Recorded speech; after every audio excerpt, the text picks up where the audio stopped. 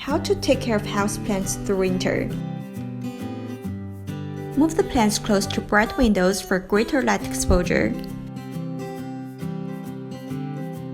If needed, please use artificial light.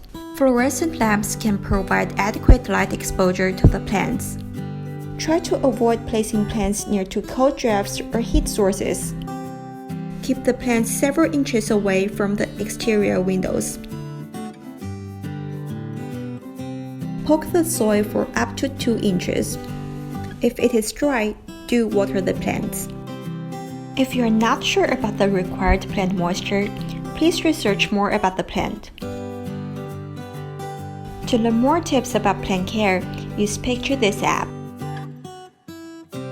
Some particles can actually block the pores of the leaves and make it difficult for plants to breathe. Carefully dust off the leaves every month.